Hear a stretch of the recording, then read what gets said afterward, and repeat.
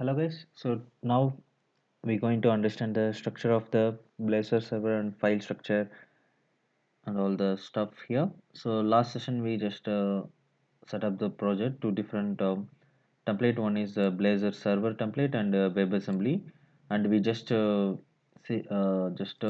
through like what are the references files or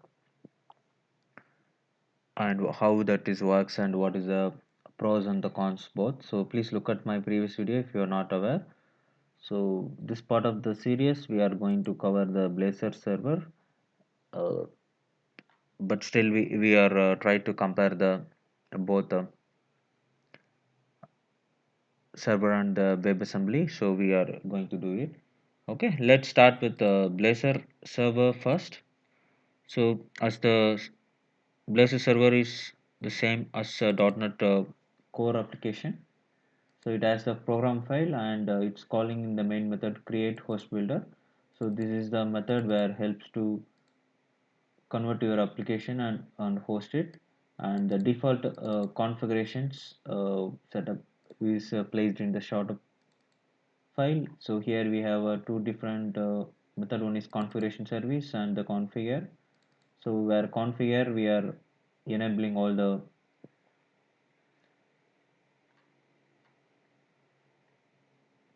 so we are enabling all the application related setups, like you want to use the static files or you want to set up the routings and you can set the endpoints. And in the configure service, this is like a DI, dependency injections, where you have to enable the services, like I want to use the Razor Page service and I want to use server side Blazor services, and I want to set up the singleton methods so that you can define here. So all the DI dependent injection can be done over here. So what else we have here is, so here if we see, as I said earlier, so application server and client browser is communicating via signaler. So so here is the endpoint you need to set for host your signaler application. So underscore host is the file which is there in the page section host. So you need to set up the map Blazor hubs to enable your signaler. Okay, and endpoints will be fall back to this page underscore host.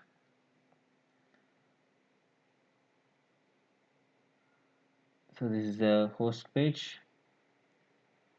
So default, what are the, so this is basically it's to HTML head and body it contains, and it just has a default app.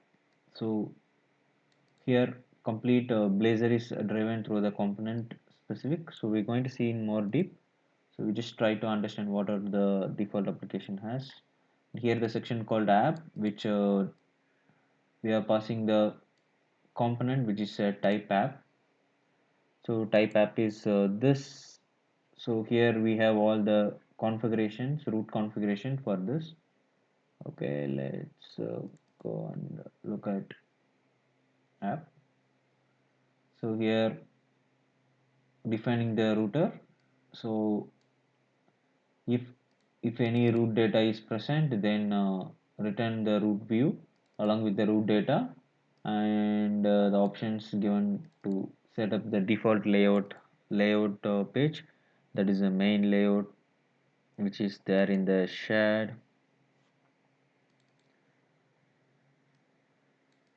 So before we use render body, so now currently we can just use at red body. This will serve you all the components, so it will serve all the pages.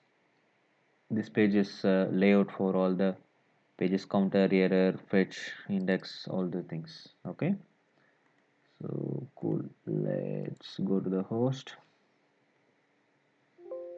Sorry, uh, yeah, and then here, so we are referring the framework script. So here the Blazor server JS contain all the necessary signal or connections, which is the hub which is communicating from the server to client browser. So all the signal or related details will be carried over here. Okay, and remaining all you know. And another one good thing is here how we are doing the routing is, so if you see at the rate page, so in the browser if you see this is the server page, so while root change slash fetch data counter, so this all we can define it over here at page. So if you see fetch data at the rate fetch data, so even you can try to just change it, the root here. Okay, then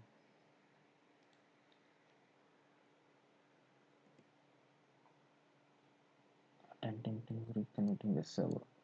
Cool, right? This is signaler stuff.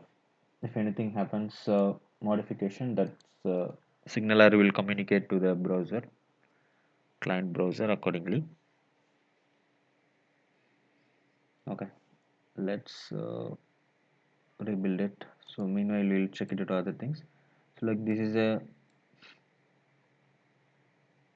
place where you can define your route. I think it looks like okay, not it. Fine. Okay, and remaining all the steps are same. Okay, and what else we have? So we have the pages, and here the C# code you can revamp. So we'll going to see that in very deep. So let's go other things like, so we have a name menu. So this is just a HTML navigation menu. So here you can see the component called nav link. So before we used to use helpers, but here it's completely a component driven. So you can use nav link, and you can define match navigation link, or it means like that slash. So you can define the href. So it is very intelligent. What it will handle is like, see when I try to go to the fetch data, if click the counter, so the route is changed accordingly, the menu will get highlighted. So yes, fetch data. See, cool, right? So we changed it earlier, fetch data. So that is here. So accordingly, you changed the navigation menu as well. Okay, cool. And another thing is in the app browser. So if the route is found, then just pass into the route view component and the default layout along with the route data. If that route is not found, just throw this message. And the layout also you can set. If you want custom layout, you can set it. Otherwise, just pass the some data. So that is what we are seeing here, right?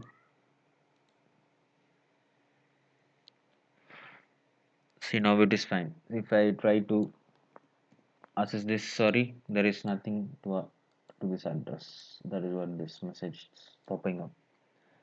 Cool. And we also have the app settings where all your configurations can be added here.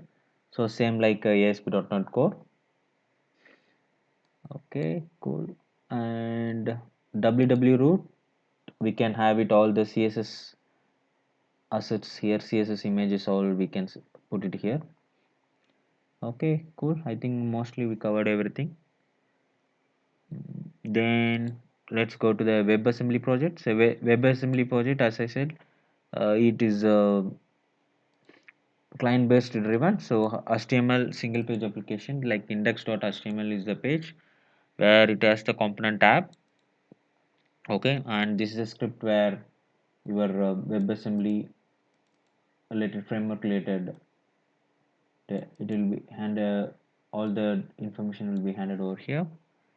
Okay, and the sample, this is a sample data for weather, right? The JSON data, so which is kind of cool. So here you have a pages counter razor fetch data and the index. So again the same pattern.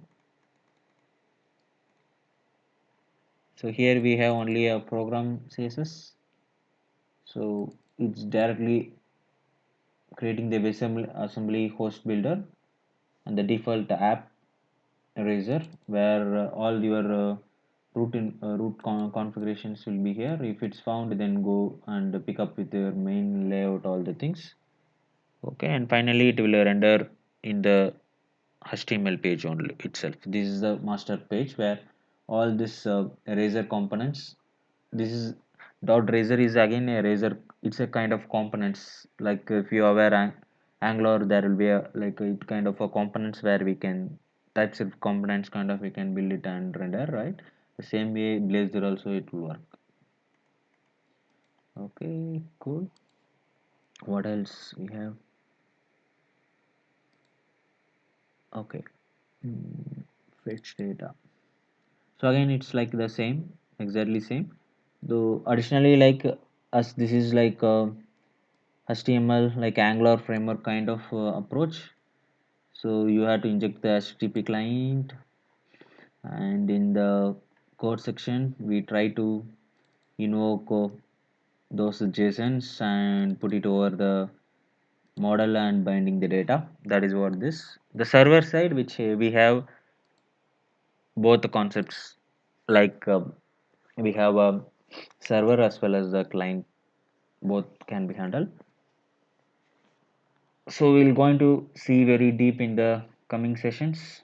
It's very simple, like handling web assembly. You should if you are aware more about Blazor server or web assembly, if you are familiar with ASP.NET Core and Angular, so same similar pattern, but thing is like concepts like you have to consume all the APIs and you have to utilize it. So there won't be any kind of logics where you can write something like even if you see here, so fetch data how it's handling is like we are injecting the forecast service. If you see the forecast service is your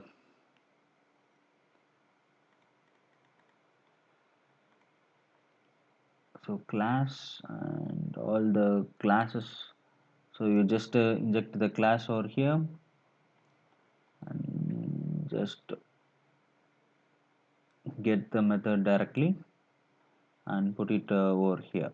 Okay, so it's cool, right? So there if you go with the WebAssembly, you should create all a HTTP service and you need to render. So thanks for watching the video, guys. So we try to dig the more, and in the coming session we try to do a lot of insert concepts and how to set up all the pages, render and communicate the database, all the stuffs, and like what are the concepts which is there in the Blazor, all we're going to look at. Stay tuned for our channel to get more updates, and just run the project. If you have any doubt queries, just please add it in the comment. I try to pick up those valuable comments and try to put it in videos.